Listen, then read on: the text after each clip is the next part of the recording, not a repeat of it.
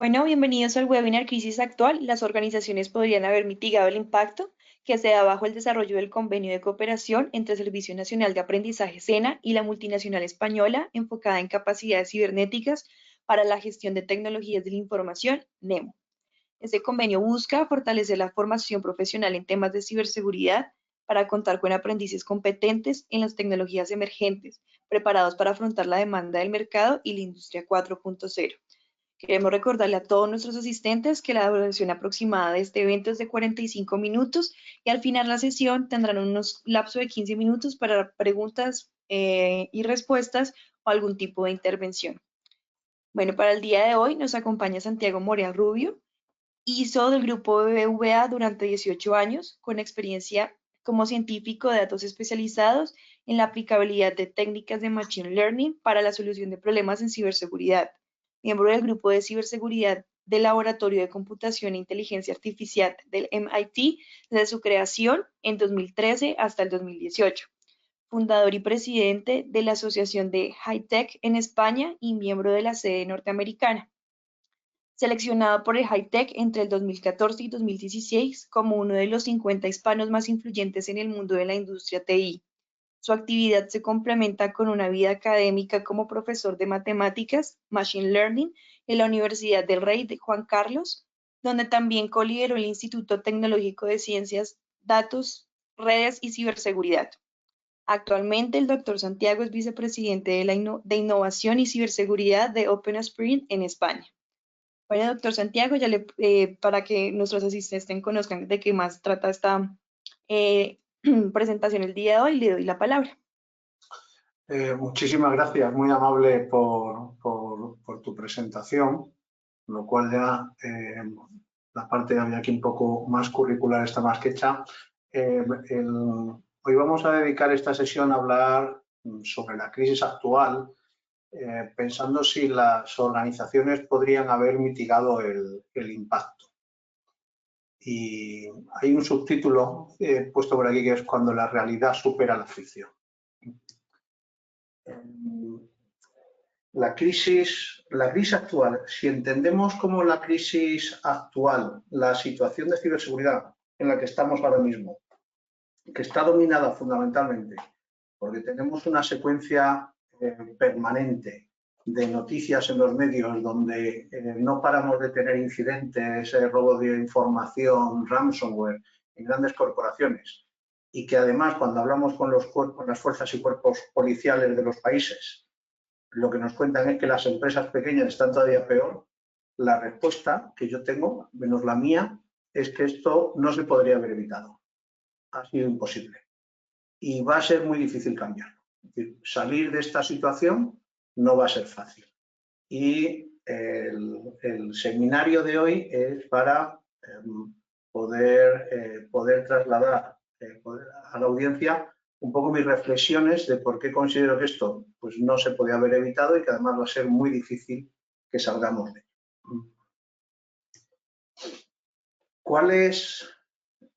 Vamos a hacer un spoiler, ¿vale? Vamos a contar el final de esta película y luego la vemos, ¿no? Como si fuera Pulp Fiction, vamos al final, vamos a ver cómo acaba y luego volvemos otra vez al principio. La línea argumental que voy a llevar en este webinar es que mientras que sea rentable y haya impunidad para los atacantes, seguirá existiendo una industria organizada de delincuencia tecnológica. Esto no va a parar, ¿vale? Y aunque a priori parece que estamos muy lejos de acabar con esta industria, si conseguimos entender cuál es nuestro papel como víctimas, es posible que cada uno de nosotros podamos alejarnos mucho de ese perfil de víctima tipo, ¿vale? Es decir, que el seminario de hoy va, por un lado, a decir, oye, no podemos acabar con esta industria, pero individualmente sí nos podemos alejar mucho de ser una de las víctimas potenciales de la industria de la delincuencia organizada. Vamos a reflexionar un poco sobre ello. Para entender la crisis actual es fundamental comprender que el escenario en el que vivimos es un juego intencional, es un juego de atacantes y víctimas, que incorpora muchos tintes darwinianos. Es decir, hay hay mucho de selección natural. La crisis actual de ciberseguridad se parece mucho al juego que los leones y sus presas tienen de manera permanente en la sabana. Unos tienen necesidad de alimentarse, luego otros van a ser devorados. Es decir, estamos en un juego permanente entre los atacantes que viven, tienen un modus vivendi basado en la delincuencia, y las víctimas, que somos la sociedad civil y las empresas, que, bueno, pues realmente vamos padeciendo estos ataques.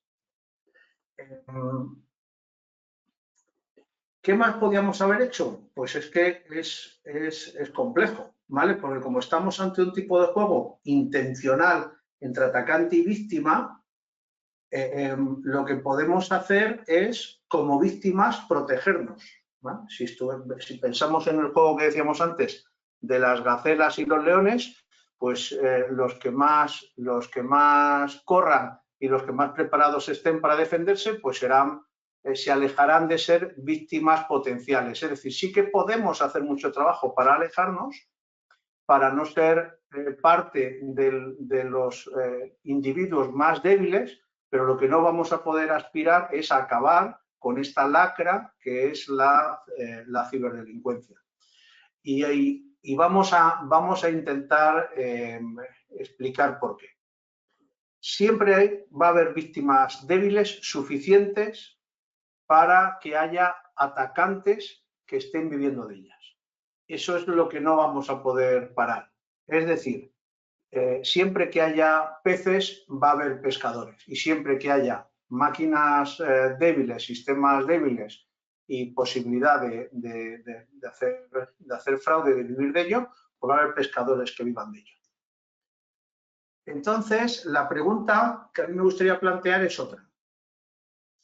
¿Qué es lo que hemos hecho como sociedad para crear un modus vivendi universal que se da en todas las culturas, en todos los países, en el que cientos de miles de ciudadanos en el mundo y ciudadanos normales trabajan todos los días en la industria organizada de la delincuencia tecnológica? Es decir, ¿qué hemos hecho para que haya cientos de miles de personas en el mundo que todos los días van a trabajar y lo que hacen es estructurar modelos de ataque, de robo de información, de preparación de elementos de ataque, de análisis de vulnerabilidades?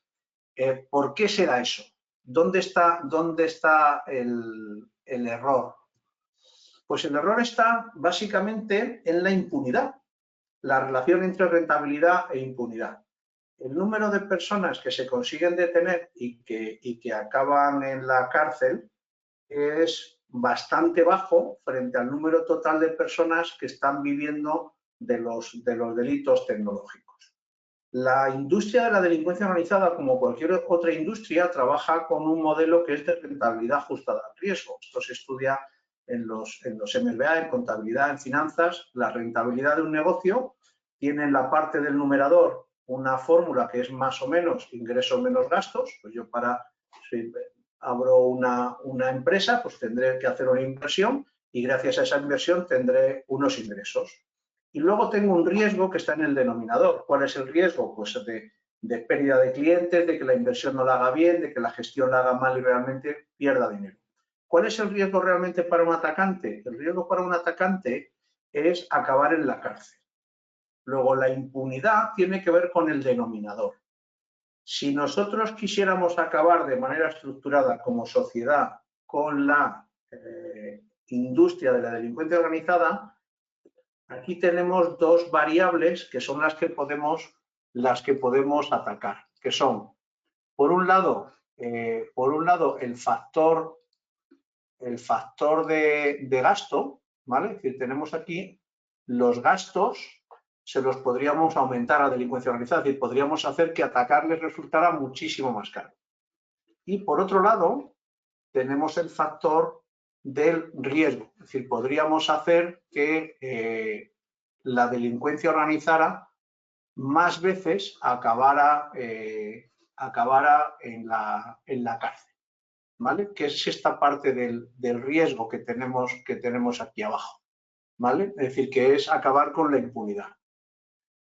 Como los delitos tecnológicos son delitos transnacionales que se ejecutan de un país contra ciudadanos y empresas de otro país, saltando por N países entre medias, la impunidad se va a mantener alta. La previsión, aunque se está trabajando internacionalmente en que cada vez aparezcan más leyes y aparezcan más normas que nos permitan hacer extradiciones rápidas de delincuentes tecnológicos y nos permitan hacer agrupación de delitos para que el monto total de un delito sea mucho más grande y entonces pueda haber penas de cárcel más serias. La realidad es que es todavía un tipo de delito que tiene mucha impunidad. Con lo cual, la conclusión es: va a seguir habiendo en los próximos años, no parece que vayamos a conseguir aumentar mucho el valor de este denominador del riesgo, con lo cual la impunidad va a seguir alta. ¿Eso qué implicación tiene? Que la impunidad esté alta. Pues que vamos a seguir teniendo delincuentes, con lo cual vamos a seguir teniendo víctimas. Perfecto. Una vez que os he trasladado un poco cuál es mi idea de que esto es un problema que no vamos a conseguir acabar con él en el corto plazo, yo plantearía una segunda pregunta que es, oye, ¿cuál es la principal debilidad que utilizan los delincuentes para atacar nuestras empresas? ¿Vale? ¿Qué es lo que aprovechan realmente? Dejo un segundo para pensar. No sé qué se os ocurre. Bueno, nos hacemos otro spoiler. Vamos a contarnos el final, ¿vale? Estamos ahora mismo en el clímax, en el culmen del webinar, porque en lo que nos hemos equivocado realmente y en lo que nos seguimos equivocando es que la principal debilidad que de manera repetitiva están utilizando los delincuentes para atacar nuestras empresas es un concepto que son las fisuras o las rendijas organizativas. ¿Qué significa eso? Significa que todo lo que un departamento de ciberseguridad puede hacer por sí mismo para mejorar la seguridad ya está más o menos hecho y conseguido. ¿Dónde está el gran problema? El problema está en que el hacer que distintos departamentos colaboren de manera activa para acabar con la ciberseguridad es muy complejo. Y al ser complejo, hay muchas veces que no se consigue y al no conseguirse se generan unas fisuras, unos espacios entre los departamentos que son muy fáciles de monetizar por los atacantes y que además le generan mucha impunidad. Esto se entiende mejor posiblemente con ejemplos. Vamos a ver 3 ejemplos, porque al final tiene que ver todo con un concepto de gestión que son los conflictos organizacionales. Un conflicto organizacional está basado en la idea de que las empresas, los departamentos tienen ciertas tensiones porque los objetivos no están siempre perfectamente alineados y hay una serie de objetivos personales y de objetivos departamentales que no siempre están perfectamente organizados. Entonces, no siempre las organizaciones consiguen que todos remen en la misma dirección. Y a poquita diferencia que haya, se generan unos espacios que son utilizados por la delincuencia tecnológica a nivel internacional. Vamos a ver 3 de ellos. Vamos a ver el problema de la obsolescencia tecnológica y el parcheado. ¿Esto qué es básicamente? Pues esto es los sistemas de información. Hay que estar invirtiendo tiempo de las personas que los gestionan, de las áreas de tecnología y de sistemas y presupuesto en mantenerlos al día. Hay que estar actualizando los sistemas, hay que estar actualizando todo el software que se tiene. No siempre se tiene el tiempo y el dinero para mantener los sistemas como a los departamentos de ciberseguridad les gustaría. ¿Por qué? Pues porque los responsables que están al frente de gestión de los sistemas, del software, de las aplicaciones, todo lo que tiene que ver con obsolescencia y parcheo, para ellos es fundamentalmente un equilibrio entre el presupuesto que disponen para hacerlo y, o la falta de presupuesto y la disponibilidad que tienen para hacerlo, es decir, las horas que le pueden dedicar de sus equipos, y su objetivo último como departamento de sistemas no es la ciberseguridad, su objetivo último es la disponibilidad, es decir, que las máquinas estén disponibles. Entonces, con niveles de parcheo un poco obsoletos, las máquinas andan perfectamente. Entonces, es un departamento que se encuentra ante una tesitura de dedicarle un presupuesto y unos recursos a un esfuerzo que no es su objetivo principal. ¿Qué es lo que sucede? Los sistemas desactualizados, que es la consecuencia que tenemos a la derecha, se convierten en vectores de ataque que son de los vectores más importantes que utiliza la delincuencia organizada. Esta falta de colaboración, que no quiero trasladarlo como una falta de colaboración, sino hay una falta de sintonía en el objetivo final de cada uno de los departamentos, genera estas fisuras organizativas, ¿vale? ¿Qué es lo que sucede? El parcheo y la obsolescencia es uno de los aspectos más importantes para la protección de los sistemas. Los sistemas tienen que estar muy al día, muy actualizados. Y los departamentos que se cargan de hacer esto, habitualmente no está entre sus objetivos que esto esté tan al día.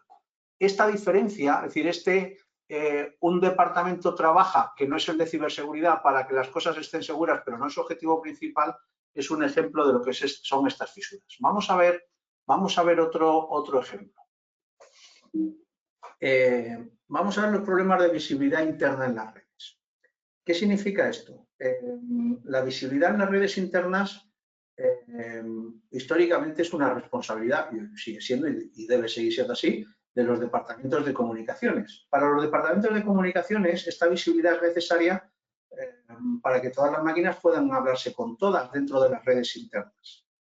El gran problema es que nadie maneja dentro de una organización qué máquinas son las que debe hablarse con cuáles. Es decir, dos máquinas en una red, los chicos de comunicaciones, el departamento de comunicaciones, no sabe si deben hablarse o no, porque no existe un mapa tan perfecto en las organizaciones grandes. Entonces, los departamentos de comunicaciones trabajan para que haya una debilidad total, porque además trabajar con mucha segmentación históricamente ha generado mucho trabajo, mucha complejidad, lo cual quiere decir que genera mucho presupuesto que habitualmente no pueden dedicarle o su estructura de coste sería muchísimo mayor si estuvieran trabajando con redes que desde el punto de vista de ciberseguridad, disculpen, podrían ser más óptimas.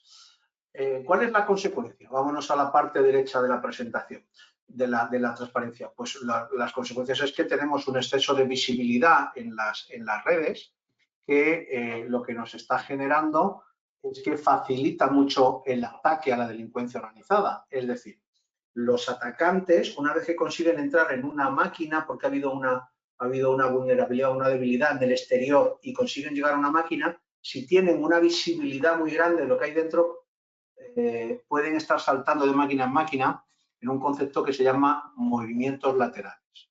Es decir, esta falta de colaboración entre los departamentos de comunicaciones y de ciberseguridad es una de estas fisuras organizativas históricas que actualmente están siendo muy explotadas por la delincuencia tecnológica organizada. De hecho, el NIST, que es Organización de Estandarización estadounidense, que publica el NIST 800, que es uno de los estándares más seguidos a nivel mundial en materia de ciberseguridad, está haciendo,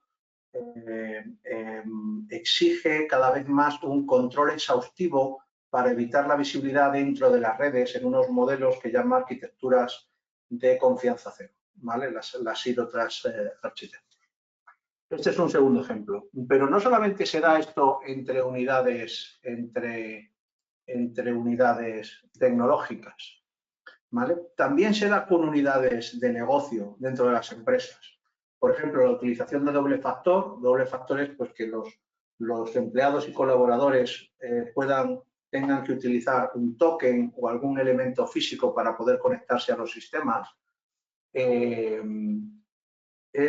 Esto es una necesidad habitual, básicamente porque hay una venta masiva de usuarios y contraseñas de todos los empleados de todas las empresas en la dark web, ¿vale?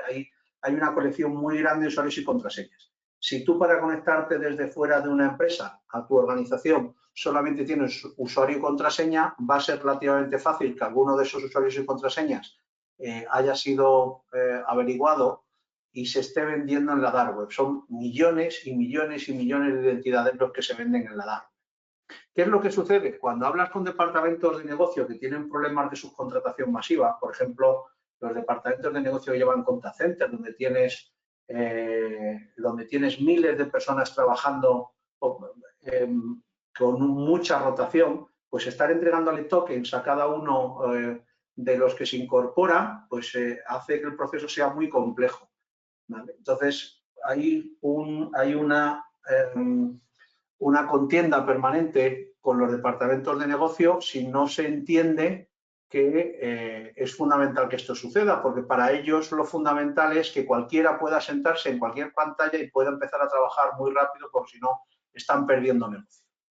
Entonces, este equilibrio entre el presupuesto de atender a cada cliente y la velocidad de sustitución choca, y vamos a la parte ahora derecha de la transparencia, con este exceso de velocidad. Y esto hace que cuando un atacante encuentra una VPN expuesta o encuentra cualquier forma de conexión a una empresa expuesta que solo va con usuario y contraseña, automáticamente empieza a lanzar peticiones en la dark web de usuarios y contraseñas de esa empresa y hace que entrar en la organización sea muy fácil. Si a este problema le sumamos cualquiera de los dos anteriores, que consigue ser la primera entrada, los sistemas están desactualizados y encima hay una visibilidad total, estas tres fisuras de manera conjunta son las que permiten todos los grandes incidentes una gran parte de los incidentes graves que se están viendo en este momento. ¿Vamos a poder acabar con ellas?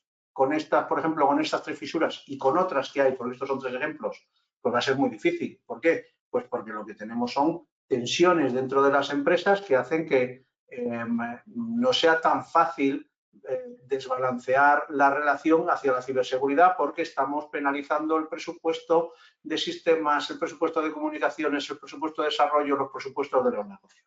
Con lo cual, esto no es una actividad, no son unas decisiones simples que se puedan tomar, ¿vale? Bien, ¿qué es lo que dicen? Vamos a la tercera parte de la presentación. ¿Qué es lo que dicen los principales responsables internacionales de estandarización respecto a cómo trabajar estas fisuras? ¿Qué deberíamos hacer para no tenerlas? Pues toda su apuesta está en trabajar en modelos de arquitectura de confianza cero. ¿Eso qué significa? Pues eso significa que hay que empezar a trabajar en modelos de relación en los cuales no tiene que ver con comprar muchas más tecnologías, sino tiene que ver con utilizar las que ya tenemos, pero de una manera mucho más estricta en la relación entre las personas, los dispositivos y los sistemas. Hay un nuevo documento de la serie NIS 800, que es la serie del gobierno estadounidense, la entidad de estandarización estadounidense, que es el NIS, dedicada a ciberseguridad. Hay un documento que lo tienen en la presentación, tienen 3 enlaces disponibles abajo, que es el 207.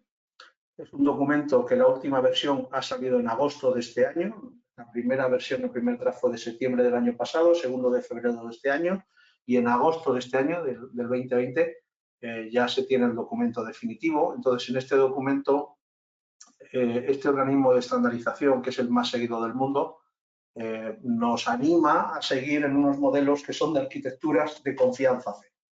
Entonces, vamos a ver estas arquitecturas de confianza cero. Están basadas, según el NIS, en 7 tenets, 7 principios. Vamos a ver cuáles son los 7 elementos fundacionales que debería cumplir toda arquitectura tecnológica para que pueda ser considerada una arquitectura de confianza cero, ¿vale? Es decir, lo que vamos a ver a continuación no es nuevas tecnologías, sino cómo hay que utilizar las tecnologías existentes para, es decir, los sistemas de información que tenemos, los sistemas operativos, las aplicaciones, las redes de comunicaciones, cómo debemos utilizarlo para que todas ellas juntas puedan ser consideradas como arquitectura de confianza cero. ¿Vale? Con lo cual hay que asociar el concepto, el Zero Trust Architecture o arquitectura de confianza cero, lo tenemos que asociar a unos modelos de organizar los sistemas de información, las comunicaciones, redes, aplicaciones, de tal manera que entre ellos no haya fisuras en ningún momento o no haya el número suficiente de fisuras que puedan ser utilizadas por un atacante para generar los tipos de ataques más importantes que tenemos en estos momentos. Vamos a pasar a ver estos siete temas, estos 7 principios. ¿Vale? Muy bien. Primer principio. Todas las fuentes, y todas con mucha mayúscula, de información, todas las máquinas, todos los servicios, absolutamente todo, son considerados elementos a proteger. ¿Por qué es esto tan importante? Porque históricamente se ha hablado mucho de hay que proteger la información, hay que proteger los datos. Si solo nos centramos en proteger la información y los datos, al final terminamos generando espacios por donde vamos a ser atacados. Con lo cual, cuando hablamos de una arquitectura de seguridad cero, para una arquitectura de seguridad cero, una arquitectura de confianza cero, disculpad, todos los elementos informáticos que hay dentro de una organización, todos son importantes, absolutamente todos, dispositivos, datos, servicios, si está dentro, son recursos que la empresa debe proteger. Y además, si los dispositivos personales van a tener acceso a información de la empresa, también tienen que ser considerados como recursos que deben ser protegidos por la empresa. Con lo cual, al final, hay una decisión importante a tomar cuando se van estos modelos, que es si por razones de privacidad, por razones regulatorias, una empresa no puede entrar a gestionar o a conocer qué es lo que sucede dentro de un dispositivo que le pertenece al empleado, que le pertenece al ciudadano, lo que es fundamental es que jamás a ese dispositivo pueda llegar ningún tipo de información de la empresa. Porque si llega información de la empresa, debe ser gestionado por la empresa y si no es así, tenemos una de las debilidades, una de estas fisuras más importantes de las que estamos viendo. Con lo cual, el primer principio es todo lo que está dentro tiene que estar completamente protegido, sea de la empresa o sea de personas individuales. Segundo principio. El segundo principio es que todas las comunicaciones tienen que ser seguras. Todas, con muchas mayúsculas, tienen que estar cifradas y securizadas, aunque se produzcan dentro de redes internas. ¿Esto qué significa? Esto significa que ¿qué impacto tiene esto frente a los modelos actuales? En los modelos actuales de protección, cuando un PC está dentro de una red y la red es de la empresa, tiene cierta libertad para comunicarse con los sistemas y con el resto de PCs y dispositivos que están dentro de las redes. Vale, pues es importante y tiene cierta capacidad de poder llegar a sitios y de poderse comunicar con otras máquinas simplemente porque está dentro de la red. Vale.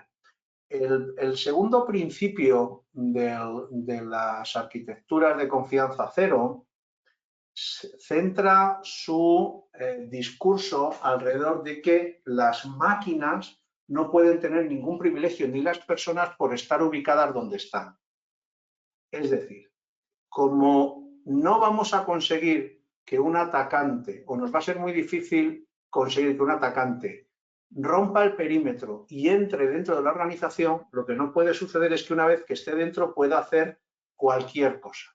Es decir, hay que tratar siempre todas las máquinas que están dentro de una organización como si ya estuvieran en manos del atacante. ¿Eso qué significa? Eso es complejo de conseguir. Tiene que ver con reducir muchísimo visibilidad entre redes. Ahora lo vamos a ir viendo. es alguno de los compromisos de los puntos de discordia que estábamos hablando antes. Esto tiene que ver mucho con, es importante que dos máquinas, por el hecho de estar en la misma red, una no pueda contagiar a otra.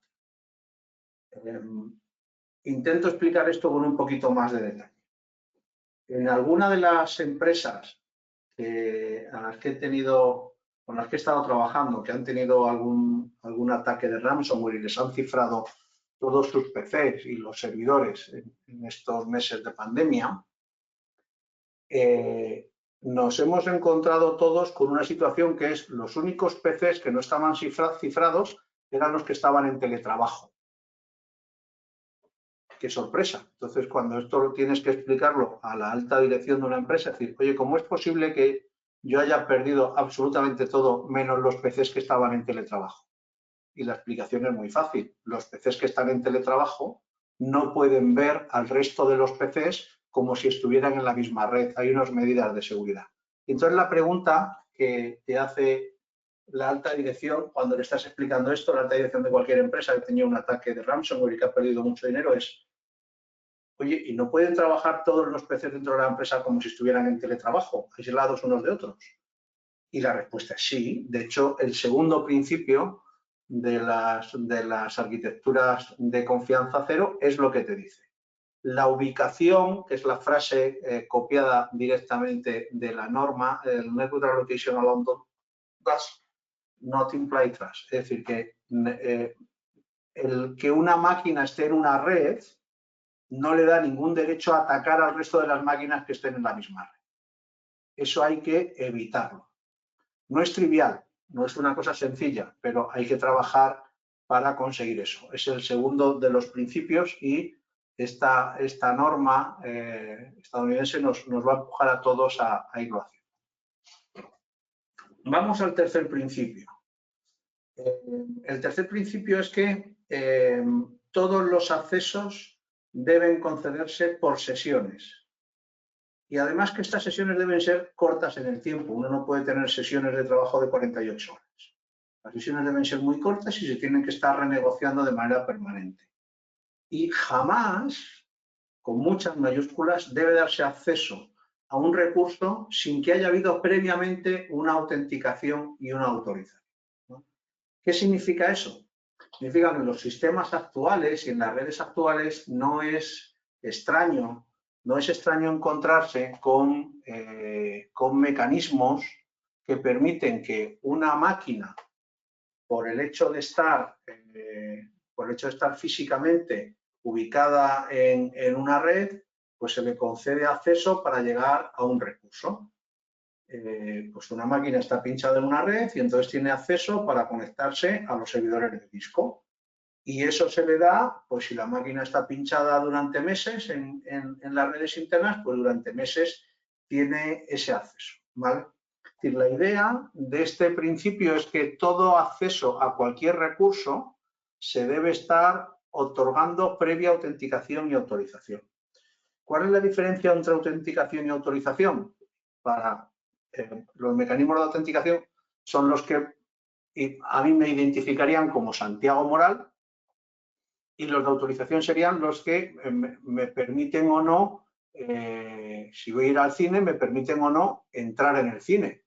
Entonces, si yo voy a entrar en el cine y me pregunta la persona que está en la entrada y dice: oiga, ¿es usted adulto? ¿Viene de una película de adultos? Sí, enséñeme su DNI. Yo le enseño el DNI, mi célula de identificación, y yo soy Santiago Moral. Es cierto, es usted adulto, Santiago Moral. Ya está usted autenticado. Voy a entrar al cine y dice: ¿ha comprado usted el boleto para entrar? Ah, no, pues usted no está autorizado para entrar. Son dos cosas, uno es soy yo y otro es dónde puedo entrar, ¿vale? Entonces, es fundamental que estos dos mecanismos estén siempre en cualquier tipo de acceso que cualquier persona, sistema o aplicación vaya a hacer a cualquier otro. Siempre, nunca se puede dar por sobreentendido. ¿Por qué? Pues porque el que puede estar entrando desde una zona confiable puede ser ya un atacante. Entonces, siempre hay que estar volviendo a verificar las identidades. Bien. ¿Cuál es el cuarto principio? El cuarto principio tiene que ver con cómo se concede este acceso, ¿vale?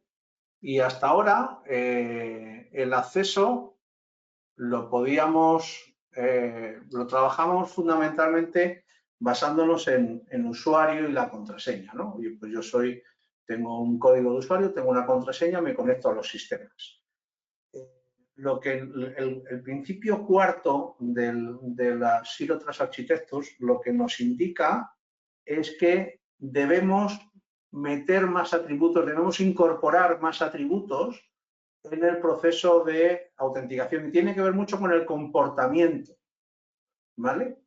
Pues si yo me conecto por las noches, pues será habitual que yo me conecte por las noches. Si yo nunca me he conectado por la noche, pues la máquina tiene que identificar el sistema, que no es mi comportamiento habitual, y pedirme algo más. Los que sois usuarios de sistemas de correo públicos, tipo Gmail, pues veis que cuando os conectáis de una zona horaria, de un dispositivo que no es el vuestro, lo habitual, Gmail os pregunta y os dice, oye, ¿realmente eres tú? Te pregunta algo más, es dinámico. Y este dinamismo tiene que ver con tus costumbres, ¿no? ¿Cuáles son tus costumbres? Pues yo tengo unas costumbres y yo en esas costumbres el sistema tiene que saber si yo lo que estoy haciendo es una parte habitual de mis costumbres o no. ¿Eso qué implica? Eso implica que los sistemas de autorización, ¿vale? No los de autenticación, porque yo soy yo, sino los de autorización, deben recopilar información de lo que sucede en la empresa para incorporarlos en estos procesos. ¿Por qué? Porque yo soy yo, pero si no es mi forma habitual de trabajar, pues el sistema tiene que darse cuenta, generar algún tipo de sospecha y pedirme algo más. De esta manera, el punto 4 de los ZTAs, de los Zero Trust Architectures, lo que nos están provocando es que los sistemas de gestión de logs se conviertan en parte de los sistemas de autorización. Y hay que estar recopilando qué sucede, analizándolo, procesándolo para que esa información sea tomada en consecuencia. ¿Esto qué va a permitir? Pues que cuando alguien utilice mi identidad, el sistema puede darse cuenta que estoy accediendo a sitios en los que nunca he accedido o que intento hacer cosas que nunca he accedido o lo hago desde sitios donde nunca lo he hecho o lo hago en horarios donde nunca lo he hecho o todo a la vez. Entonces es fundamental entender bien este punto porque genera cambios importantes en la forma de cómo se utilizan, en qué están basados los sistemas de autorización. Si nos vamos al punto 5, estoy intentando... Muy bien. ¿Cuál es el quinto principio? ¿Vale? El quinto principio está basado en que hay que estar viendo la salud de los sistemas de información de manera permanente. ¿Vale? Tenemos que estar auscultando y viendo que todo está bien. Esto está muy alejado del concepto de SIEM, de estar monitorizando los incidentes. El punto quinto no entra en tema de que se esté monitorizando los incidentes. Este tiene que ver con que estemos monitorizando la salud del sistema. Es decir, que cada cosa está donde tiene que estar. ¿Eso con qué se hace? Eso se hace con unas plataformas que se llaman Continuous Diagnostics and Mitigation Platform, las CDMs. Las Zero Trust Architectures, todos los conceptos Zero Trust están empujando el que se implanten en todas las organizaciones sistemas CDM. No es habitual tenerlos, es habitual tener cada uno el suyo. Es decir, si yo quiero saber si los cortafuegos, si los antivirus están todos desplegados, pues voy a la consola de antivirus y miro a ver si están todos bien desplegados. Si quiero saber si el parcheo de los sistemas está todo al nivel que yo lo espero, que esperamos, pues entonces voy y lo miro en otro sitio. Si quiero saber que determinadas reglas de los sistemas de prevención de fuga de información, de robo de información, en la salida de correo están bien, pues entonces tengo que ir a mirarlo. Pero no es habitual contar con un sistema general que se dedique a estar mirando todo. ¿vale? Entonces, lo que están solicitando y lo que nos están empujando los nuevos modelos arquitectónicos de confianza cero es que tengamos implantados sistemas CDM, Continuous Diagnostic and Mitigation, que estén permanentemente mirando que todo está como tiene que estar. Por ejemplo, tenemos bien activos todos los dominios de correo en mecanismos de protección clásicos tipo de KIM, de MARC y SPF para saber que no nos pueden colar un correo que no sea nuestro. ¿Eso hay alguien que lo esté mirando permanentemente en la empresa, que eso no se haya desactivado por error? ¿Por qué se desactivan las cosas por error? ¿Por lo que es importante estar mirando esto? Pues porque hay muchos técnicos que todos los días están haciendo mantenimiento de los sistemas, subiendo aplicaciones, modificando, instalando software, y en muchos de esos trabajos se cometen errores. Gracias a Dios cometemos errores porque somos humanos. Entonces, lo que hace falta es tener un sistema que esté supervisando la salud general de todo el entorno, dispositivos de seguridad y sistemas en general. Este es el punto quinto. ¿Cuál es el punto sexto? El principio número 6. Tiene que ver con cómo funcionan los mecanismos de gestión de identidad y de doble factor o multifactor. Siempre tienen que utilizarse, mecanismos de gestión de identidades, credenciales y acceso. Genéricamente se conocen en la industria como los ICAM, en tiempos era IAM y ahora lo moderno es meterle la C entre medias de credenciales, entonces se habla de los Identity Credentials and Access Management System, ¿vale? Los ICAM. Y que además dentro de las credenciales sería bueno meter múltiples factores de autenticación. ¿Qué son múltiples factores de autenticación? Pues estamos acostumbrados ahora, por ejemplo, que los móviles pues son capaces de reconocernos la cara,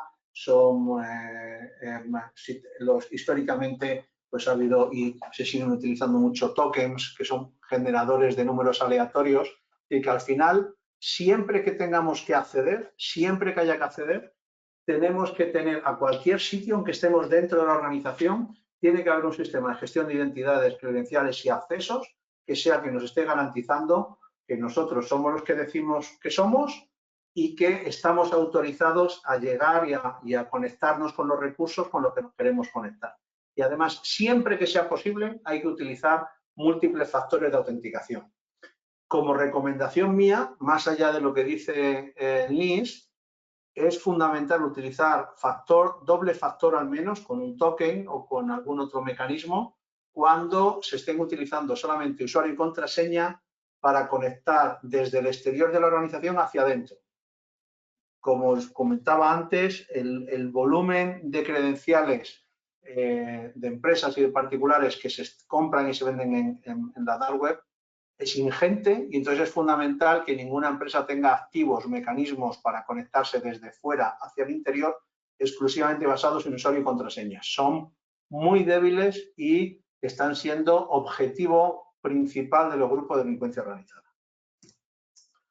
Por último, el último de los principios, el séptimo principio, es el de hay que grabarlo todo, hay que tener información de todo, se tiene que estar recogiendo información continua para estar viendo que todo está funcionando como tiene que funcionar.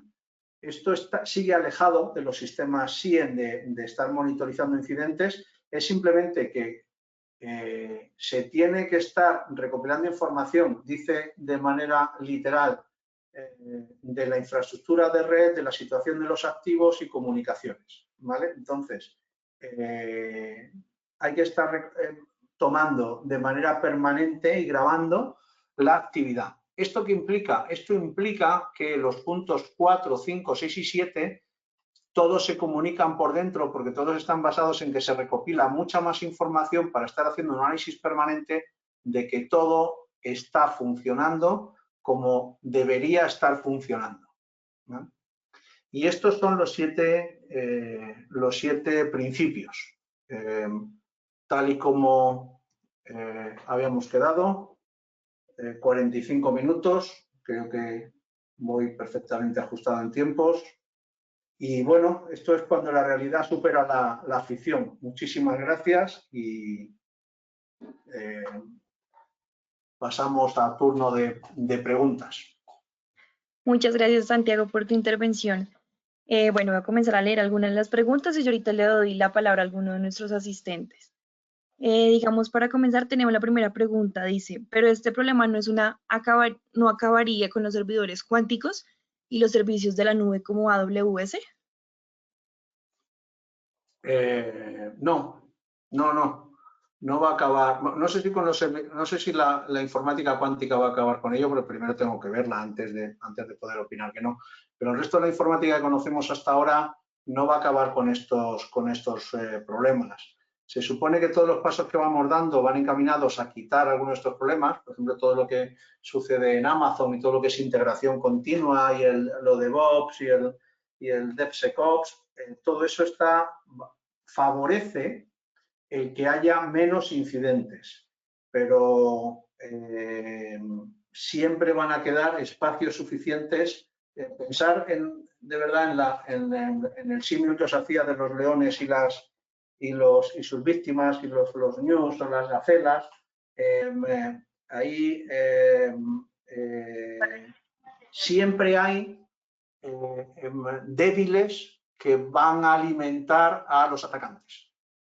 ¿Vale? Entonces, lo que es importante es que cada uno de nosotros no seamos uno de esos débiles, pero siempre va a haber debilidades y sistemas y empresas que no pueden dedicarle o no quieren o no saben todo el esfuerzo suficientes como para que siga habiendo una industria floreciente de la delincuencia organizada.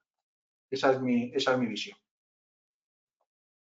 Bueno, muchas gracias, Santiago. Voy a darle la palabra a Johan Alexis Vergara, que tiene la mano levantada y quiere realizar alguna pregunta. Ya tienes el micrófono abierto, Alexis, puedes hablar.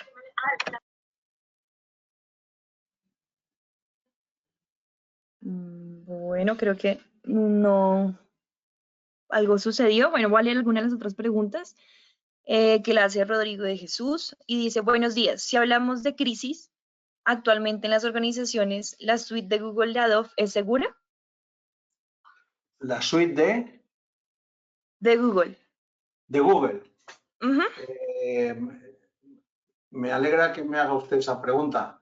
Yo siempre la he considerado la más segura. De hecho, en el banco en el que yo he estado trabajando los últimos 18 años, fuimos la primera gran entidad a nivel mundial en utilizar toda la infraestructura de Google como sistema de intranet y eso nos ha quitado muchísimos problemas. Google es una empresa que invierte muchísimo en seguridad y sigue muy de cerca. De hecho, uno de los líderes de los modelos de confianza cero desde hace 10 años es Google. Es decir, que toda la G Suite, todo lo que es Gmail, Drive y todo ese entorno, es un entorno bastante seguro. Siempre se tiene que utilizar de manera segura, es decir, con doble factor, pero si se utiliza con doble factor, es bastante, para mí, de los más seguros que hay como sistemas de gestión de información de correo, compartición de documentos y demás. Ok, perfecto, muchísimas gracias. Digamos que la siguiente pregunta va un poco también relacionada a lo que se acaba de decir, pero dice, buenos días, ¿cómo manejar esta arquitectura en nube? ¿Es segura o depende mucho del prestador de servicio? En general, las nubes tienden a generarnos seguridad. Si nos dejamos aconsejar por la forma de trabajar de los prestadores de servicios, tienden a generarnos seguridad. Pero es muy distinto contratar una nube en formato IaaS, donde lo único que estoy contratando son unas máquinas y yo le tengo que poner toda la seguridad como si las tuviera dentro de mi CPD. Entonces ahí pues hay que trabajarse más la seguridad. Cuando estamos hablando de nube, pensando en modelos SaaS, modelos, no sé, Salesforce, Gmail que decíamos antes, Azure en la nube, si seguimos las recomendaciones de los fabricantes y de los distribuidores de los servicios en nube, trabajar en nube es bastante seguro. Cuando se complica mucho es cuando conectas los CPDs on-premise, los CPDs legacy, con la nube y quieres hacer que todo sea uno y que los mismos mecanismos que tienes abajo en los CPD los tengas arriba en la nube. Cuando los mezclas es cuando se empiezan los problemas serios. Si utilizas la nube de manera aislada y sigues las recomendaciones de Amazon, de Azure, de Google, por decía, Salesforce, cualquier otro servicio de nube, por lo general los servicios serios tienen unos niveles de seguridad altísimos. Mezclarlos con la tierra es el problema y es muy complejo. Es donde tienen que entrar expertos en seguridad para supervisar cómo se hacen las conexiones tierra-cielo. Ok, Santiago, muchas gracias. Voy a dar la palabra hacia nuestros asistentes. Puedo abrirle el micrófono a Andrés Felipe Novoa. Ya tienes el micrófono abierto y ya puedes realizarle la pregunta a nuestro panelista. Muy buenos días. ¿Sí me escucha? Sí, alto y Bueno, claro. señor Santiago, mi pregunta es más aplicativa.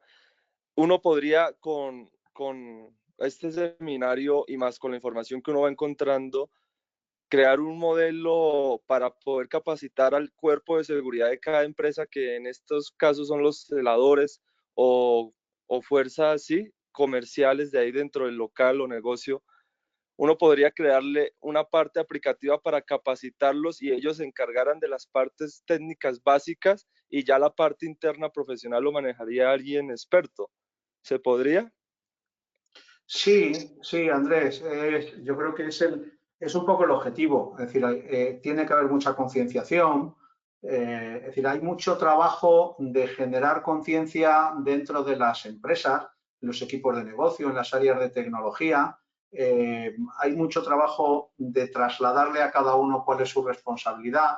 Eso es una de las líneas fundamentales de acción que hay que tomar. La capacitación, la formación, la concienciación y la difusión en materia de ciberseguridad, como este seminario y otros cientos y miles que hay por la red, yo creo que son fundamentales. Y es una de las líneas importantes de trabajo de seguridad dentro de las organizaciones.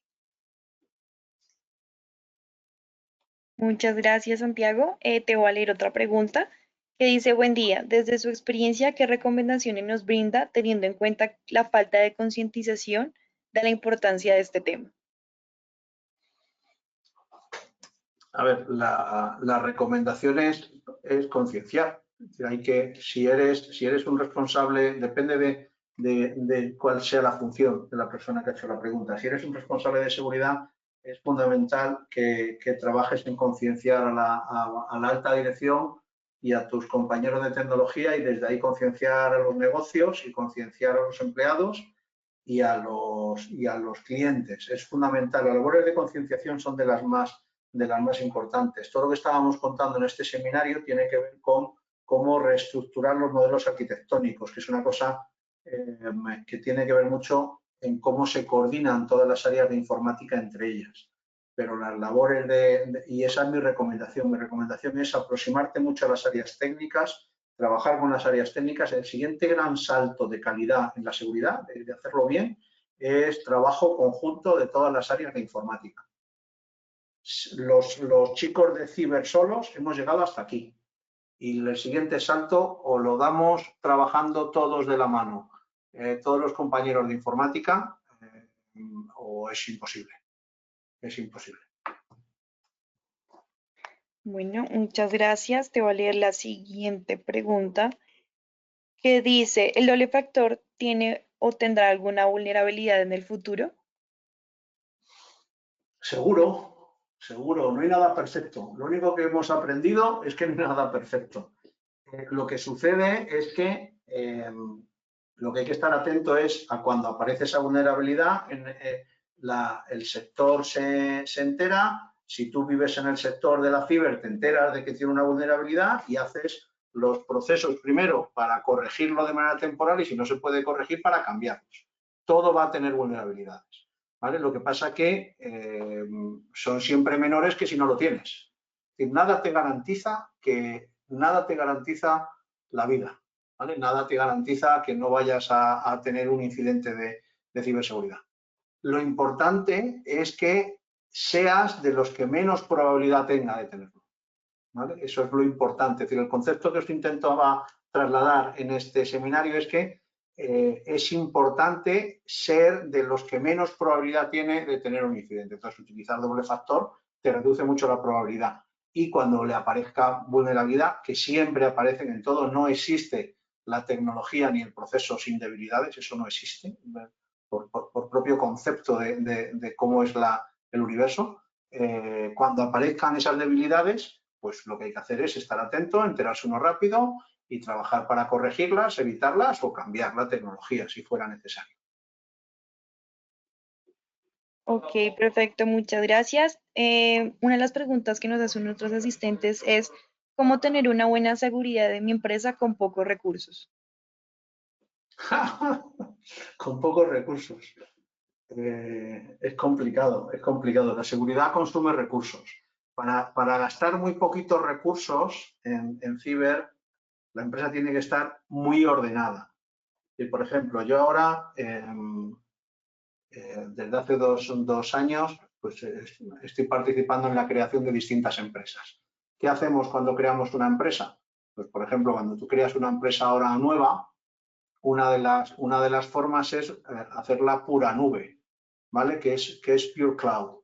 Pues, por ejemplo, nosotros los PCs siguen el modelo Bring Your Own Device, que es, pues cada uno es dueño de su PC y en el PC no hay nada, todo está en la nube, toda la información la tenemos. Me da igual Azure que Google, ¿vale? Yo habitualmente tiendo más hacia Google, pero por mi historia, pero Azure es igual de bueno, pero lo tienes todo en la nube, no tienes nada en local. Si tú te acostumbras a que no tienes nada en local dentro del PC, gestionar tu seguridad es muy barato, porque pagando los usuarios el coste que te pida Azure o te pida Gmail, pues ya tienes toda la parte de seguridad en lo que son los archivos, de compartición de archivos, correo y demás.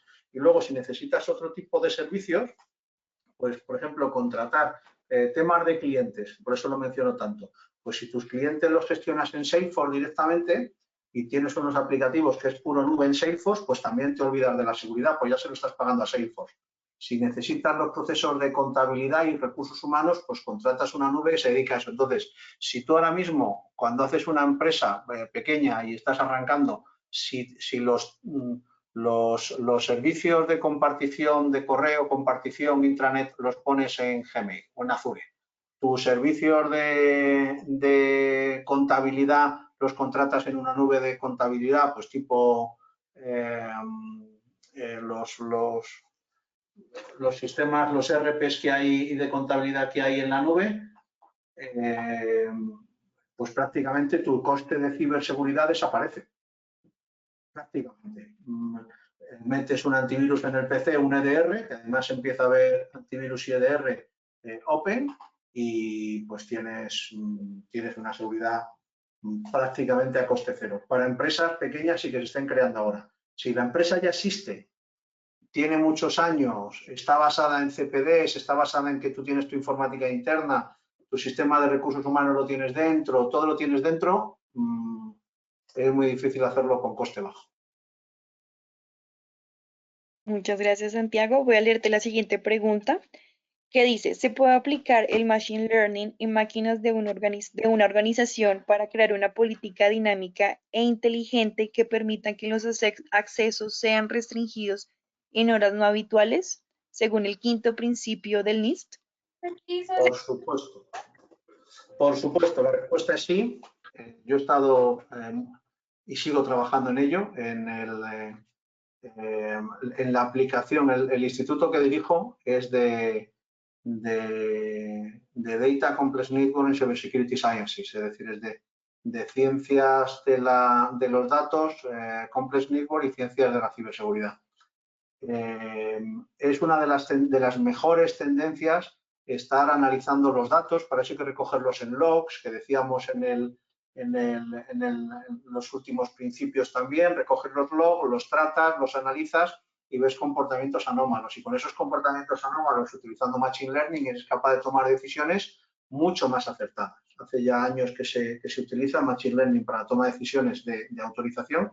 Es una de las mejores tendencias y está dando para que haya, por ejemplo, pues mucho trabajo en licenciados en matemáticas, en físicas y en ingeniería. Hay licenciaturas conjuntas de esas 3 carreras que dan muy buenos científicos de datos.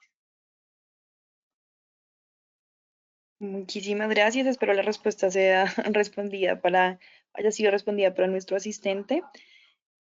Bueno, otra de las preguntas, las personas me están, bueno, un paréntesis, me están preguntando que si puedo darle las palabras. Hay muchos de los asistentes que como por defecto tienen apagado el micrófono y por esa razón, por más de que intento darles la palabra, no puedo como abrirles el micrófono. Entonces, los invito a que si quieren participar, desactiven el micrófono, que igual cuando yo les permita dar la palabra, pues se los activo y pueden hacerle la pregunta a nuestro panelista.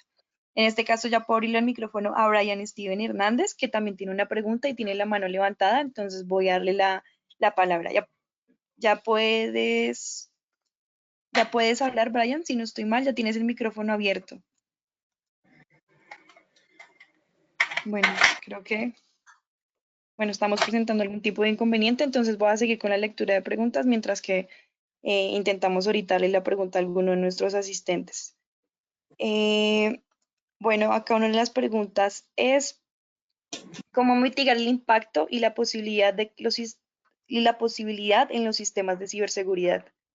¿Qué debo hacer en caso de que sea mi organización afectada por algún tipo de un ciberataque?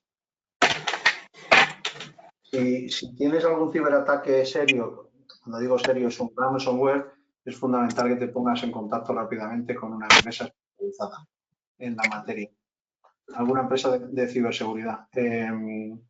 Los primeros días son muy importantes porque es importante, por ejemplo, si te han cifrado todos los medios, es importante que alguien te ayude a recuperar los que tuvieras, si es que tienes copias de seguridad o no, ¿vale? Es decir, parece fácil gestionar un ransomware, un ataque, porque empiezas a leer en internet y hay mucha gente que te está ofreciendo.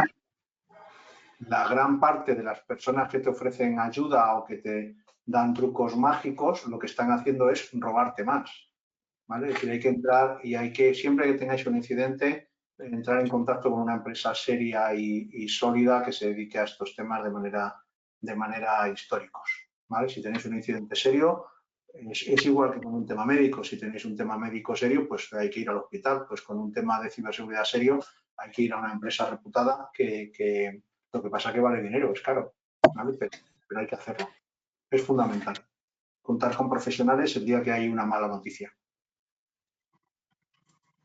Bueno, otra de nuestras preguntas es, con la situación actual, la conexión remota y el teletrabajo a través de VPN ayudaría 100% a una conexión segura. Sí, siempre y cuando la VPN sea de doble factor.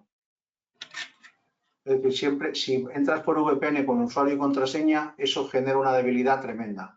Si utilizas usuario y contraseña y hay un doble factor, bien sea un certificado en el dispositivo o un token, o siempre que haya un doble factor, la VPN es un mecanismo de conexión muy bueno, ¿vale? Pero siempre con doble factor. Y luego, en el lado del CPD que recibe la VPN, tiene que haber sistemas que sean capaces de analizar si el nivel de seguridad del PC que se está conectando es el adecuado, ¿vale? Y si no, tienen que derivar el PC a lo que se llaman unas redes de cuarentena.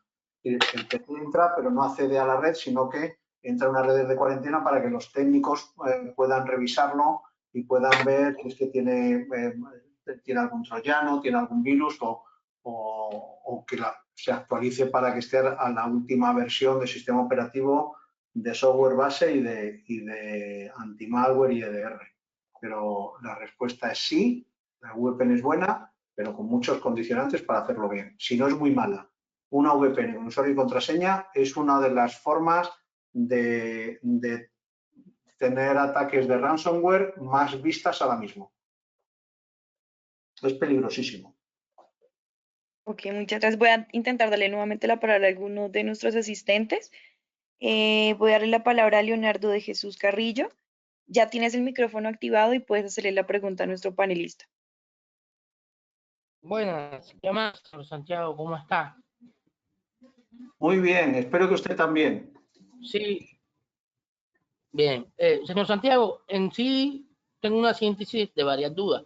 La primera es las claves generadas para servicios dentro de una empresa me mitigan a mí los ataques. Esa es una, ¿verdad? La otra es, sí, porque es algo que se ve muy a menudo, sobre todo por acá. Si una persona ataca a X persona, a X empresa que tiene mucho dinero y le roba el cupo de sus transacciones bancarias, de lo que tiene en una cuenta, y por medio de dispositivos móviles genera compras, pero no usando su nombre y cada vez utilizando un chip diferente, una SIM card diferente, ¿qué tan difícil es descubrir esa red? La otra es difícil, o sea, de localizar ese dispositivo y es más seguro, viéndolo desde el punto de vista, ya sé que usted lo ha dicho, pero quiero una confirmación. Es más seguro si yo lo otorgo, tengo mi empresa y yo le otorgo todos los servicios de mi empresa a una empresa como Amazon en la nube y yo le entrego toda la logística del negocio a Amazon, seguro lo debo de hacer o no le debo de entregar toda la autonomía de la lógica del negocio a una empresa en la nube. Vale.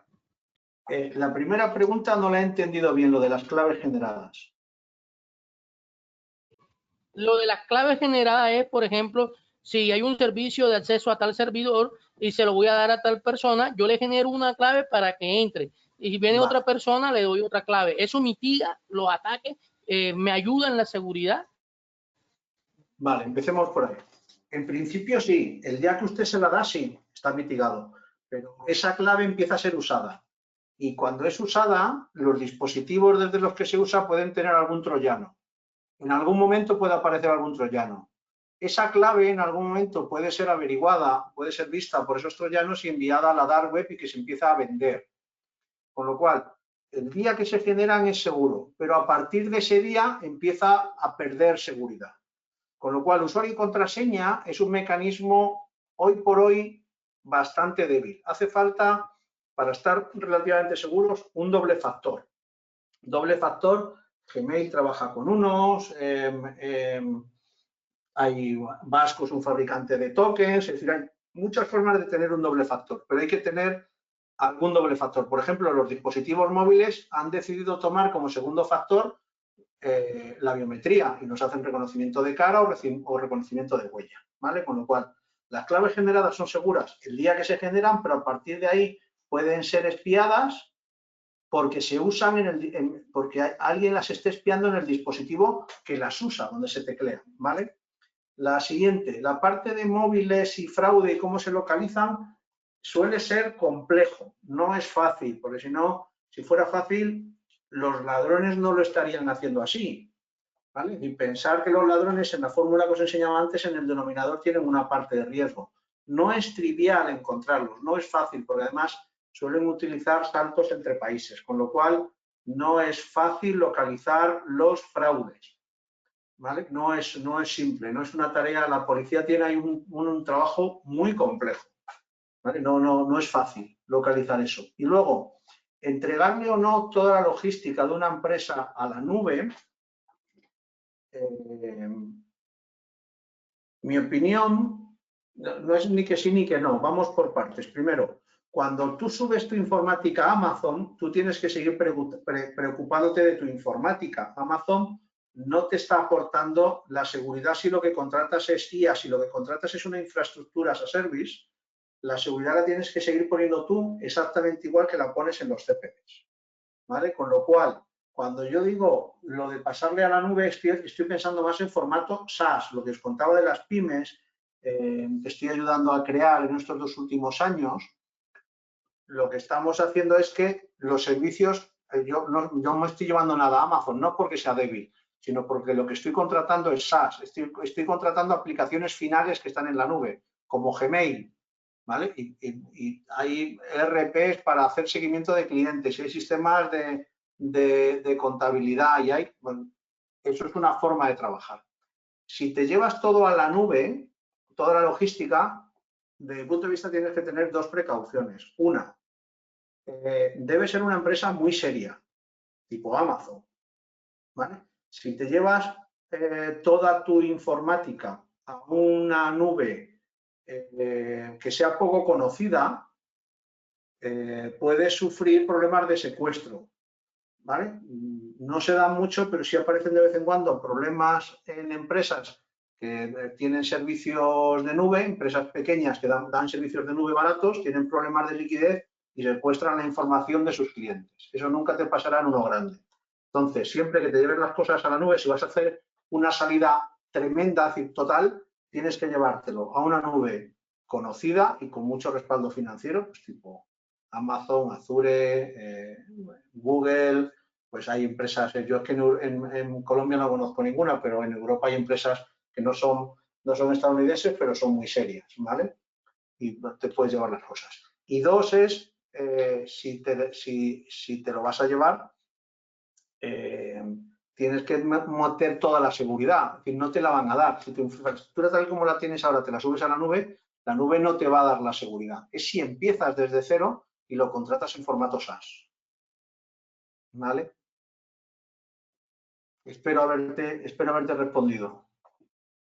Muchas gracias, Santiago. Bueno, creo que ya podemos dar como finalizada la sesión. Queremos agradecerle a nuestro panelista y a todos los asistentes por el espacio brindado para el día de hoy. Santiago, quiero leer como a nombre de todos los asistentes que había muchos mensajes en forma de agradecimiento por tu participación, por tu intervención y que todos agradecían porque les pareció un tema bastante interesante y que puede ser de su uso para sus organizaciones. Muchísimas También gracias. que Ahí yo tengo una también pregunta, discúlpame. O sea, ¿cómo queda registrado que nosotros estuvimos en el... ¿Sí? creo que se cortó la pregunta. Sí, ya. ¿Cómo queda registrado que asistí al seminario? No te preocupes que a tu correo electrónico apenas se cierre la sesión, te va a llegar un certificado de asistencia del seminario web. Ah, vale, gracias. Oye, pues Bueno, muy agradecido yo a la audiencia porque tener en estos días 500 personas que hemos tenido por aquí de audiencia para mí es un honor y muy agradecido a la organización, a Sena, a la empresa Nemo que me da la oportunidad de poder estar aquí. Así que muy agradecido a la organización y a los asistentes por haberme dado la oportunidad de estar hoy con vosotros. Muchas gracias. muchas gracias. Feliz día para todos. Buen día. Salud. Gracias, saludos.